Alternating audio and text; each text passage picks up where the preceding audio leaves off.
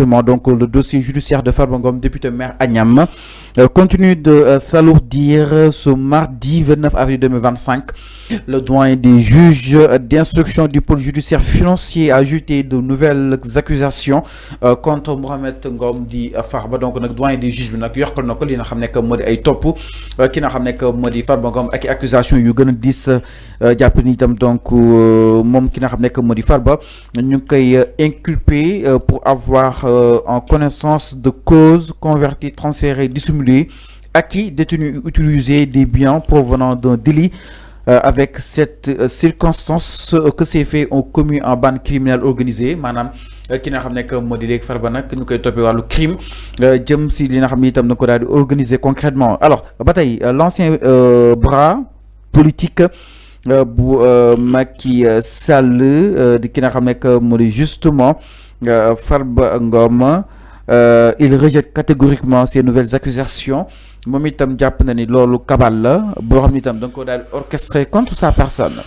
Depuis le 27 février 2025, Farba Ngom faisait déjà l'objet de poursuites pour association de malfaiteurs, blanchiment de capitaux et escroquerie portant sur 31 milliards de nos francs. Sa nouvelle inculpation découle d'un rapport accablant de la CENTIF, la cellule nationale de traitement des informations financières, bi nga xam ni itam mi ngi mettre en lumière des flux financiers suspects bi nga xam ni itam ñu ngi koy daal totalisé à 125 milliards suñu ay koppar. Alors jàpp ne nag li ñu def c'est digne justement de criminel enfin naka na ko daal di jàngatee par rapport ak ces nouvelles accusations à son encontre. dama lay jox benn information pour nga xam ko. Farba il est en conflit avec certains membres de Benno Bokk Yaakaar. Les vrais ennemis de Farba Ngom c'est pas le pouvoir actuel. C'est pas Ousmane Sonko comme veut le dire les autres. C'est pas Ousmane Sonko, c'est pas Diomaye, c'est pas ni personne. Les vrais ennemis de Farba sont certains membres de APR. Gis nga information, les nouvelles informations ñi dox ni ci Farba ñom ñoko joxé. Ah bon? Dama lay jox information. ñom ñoo jaay Farba. Mota mané la les vrais ennemis de Farba, c'est certains membres de Benno Bokk Yaakaar. Parce que dañu nekk ci mbir fayanto dañoo mere Farba ba fu mere yem parce que dañoo jàpp ni quand ils étaient au pouvoir pendant 12 ans Farba moo nekkoon le tout puissant. Il jouait même sur les décisions de Macky Sall. Farba jouait sur les décisions de Macky Sall. Farba jouait sur les décisions de Marième Faye Sall. Il a été chéri par Macky Sall. Mais c'est ça, c'est le bras droit de Macky Sall de très loin.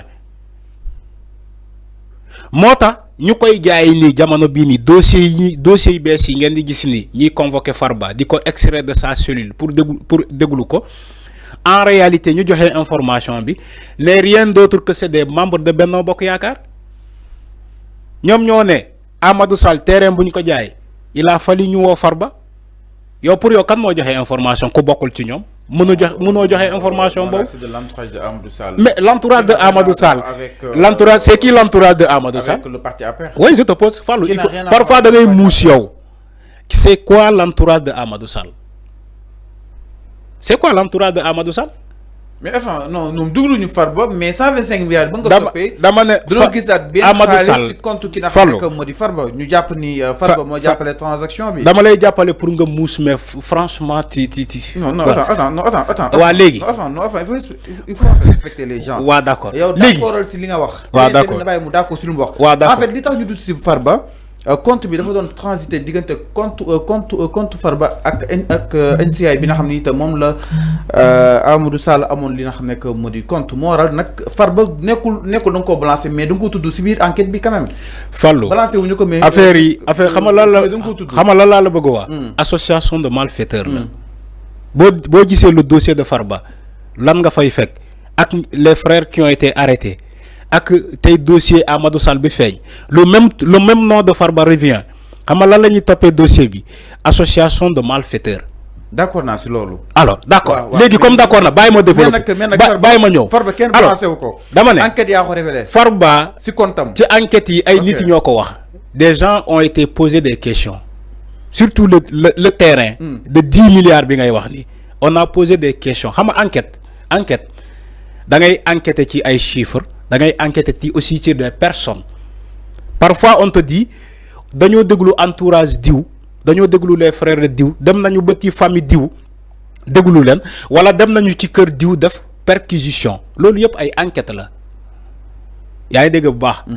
ba ñu arrêté Farba pour le deuxième dossier on a mis une perquisition dañoo dugg ci certains de ses un de ses frères Demba Ngom dañoo dem këram perquisitionné ko fekk fa la somme de 100 millions loolu yëpp ay enquête la c'est des informations moo tax ma ne la ñi yoole Farba opération yoole bi ñi yoole Farba ci les nouveaux dossiers n'est rien d'autre que ce certains membres de Benno Bokk Yaakaar xam nga waxoon naa fii ci le cas de Barthélémy Diaz ak Khalifa Sall. Après par la suite tu as vu ce que j'ai dit je vais te dire la même chose avec Farba Ngom Farba ba muy bañ koy jàpp keroog wala première convocation Farba yaa ngi fàttali ko première convocation ba ñu dem kenn déglu ko mu yëkkati loxo yi gars yi zibilé gars yi nekkoon si biti zibilé en réalité kenn déglu ko jour boobu Farba lan la déclaré dafa leen joxoñ ñoom ñii nekk Almadi waa Benno Bokk Yaakaar yi dëkk Almadi Farba dafa leen ne yéen waa Benno Bokk Yaakaar yi dëkk Almadi ñëwoo leen ma soutenir je vais vous balancer un par un je vais vous dénoncer un par un, deux par deux, trois par trois. C'est Farba qui l'a dit. Lolo ay wax Farba la. Maintenant, ñooñu bala Farba di len balancer, ñooñu aussi il faut que ñu balancer Farba. Dans la gestion de Farba de Macky Sall, Farba est cité dans tous les dossiers. Man ma la ko wax fi. Dossier bu ñew amna tour Farba. Même dans les ministères là. Après di nga gis li may wax. Bép dossier bo ñew ci enquête bi dañuy révéler tour Farba toujours. Le nom de Farba va revenir. Tu sais pourquoi? Farba était le tout puissant. Farba même bu mu nekké Assemblée nationale. Député Benno Bokk Yaakaar yépp moom mooy yoré sen procuration ci loxo. Farba muy téye sen procuration. Député Benno Bokk Yaakaar yépp ci Assemblée nationale. Ku ñewul rek Farba day voter. Sa laajul sa avis. Ñepp lay défar ay procuration en cas bu ko absenté rek moom mu voter à son nom. Pour nga xamni Farba sa puissance qui le régime de Macky Sall nu mu tollu won. Mota manela tous les dossiers qui vont venir, le nom de Farba sera cité. Waxuma mom mo def de, mais on va citer son nom parce que il est impliqué partout. Xama ku mel nonu pour mu set du yomb. Même boko beugé défendre, do ko meuna défendre. Parce que il est mouillé jusqu'au cou. Farba ci bopam mo tok ci émission mu ne les ministres là andna ak diw ci otom yobou ko fenen ñu jox ko ñu jox ma pourtant ko muy waxal ni c'est un ministre Thierno Alassane Sall ba mu nekké ministre Farba dafa taxaw ne le man ak mom dañoo and Thierno est ministre de mais Farba n'est pas ministre pour te dire que comment Farba nan la don commander ces ministres là quelqu'un qui n'est pas ministre il est un simple député mais il a une mainmise si les ministres de Macky Sall mu ne ministre diw ànd nañu ci otoom ñu dem ci benn nit mu jox ko mu jox ma kooku bëgguma citer turam parce que dam ko rus mu ñëw ministre diw yow yaay kan ba Macky Sall ne du présenter wu élection yow nga yëkkati sa loxo nga ne yow da ngay nekk suñu candidat yow yaay kan Farba ci boppam mooy humilier nit. da ko wax ci terrain politique. non pour te dire que non fallu gis nga dara du neen. jàppoon da ko wax ci terrain politique. waa Benno Bokk Yaakaar ñu bëri dañoo mere Farba. te ñoom ñoo nekk di ko balancer. te ils vont lui balancer ci ay dossiers yu bëri. man maa la ko wax fii. L'avenir nous en dira plus man maa ko wax fii xam nga man samay wax dama koy commencer léegi après par la suite ay nit du ko reprendre ci ay plateau dama koy gis mais dama lay wax ni que Farba pour nga setal ko du yomb. donc da nga jàpp ni le procureur a peut-être bien raison de viser une association de malfaiteurs. C'est une association de malfaiteurs à bande criminelle. Des criminels, enfin. C'est des criminels. Dans les pays sérieux, le détournement c'est un crime, est considéré comme un crime. Sénégal peut-être Sénégal la ñu criminalisé wul les détournements mais boo demee Chine un pays comme la Chine. Le détournement est synonyme d'un crime. Crime là aux États-Unis. Crime là au comment dirais-je en Chine le détournement. Alors. Crime là en France. Moi dans ces pays-là, tu verras pas un politicien détourner de l'argent. Beau détourner de l'argent public, lu ñëpp bokk dañ lay yóbbu kaso automatiquement. donc plus ñuy dem plus ñuy comprendre li tax Farba Ngom mënuñ ko doon may liberté provisoire. mais Farba mënuñ ko may liberté provisoire sëñ bi. Il y a beaucoup d'informations yi ñu war a seetal ci moom. Il est mouillé jusqu'au cou. Tu comprends pourquoi Farba balaa ñu koy woo. mu organiser meeting am fële ci le siège de APR nga gis tous les membres de APR autour de lui. Ça ne vous donne pas des leçons. Il faut ngeen jàng pourquoi les membres de APR ñu daw si ñoom ñëpp ñëw di défendre Farba. Parce que il y a quelque chose. C'est quelque chose là moom la justice bëgg a découvrir.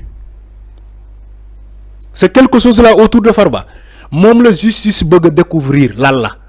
Parce que Farba il n'est pas le président de la République. C'est Macky Sall qui était le président de la République. Mais pourquoi tous ces documents là Farba y est mêlé. Dafa mêlé ci ces documents là pourquoi justice loolu la bëgg a découvrir te inchallah dina découvrir pourquoi Farba est cité partout. donc mi ngi noonu par rapport ak mbiru ki nga xam ne que moo di Farba Ngom ba tey si li nga xam ne que moo di wàll wi Farba na mel ni ko ni fii mi ngi gën a bëgg a corsé wu si li nga xam ne que moo di noddam alors daal ñëw itam si leneen ginnaaw loolu sans plus tarder daal di yegsi si li nga xam ne que moo di convocation bu Mame Boye Diao si kanamu yoon ak wàllu yoonal man ni kon c'est une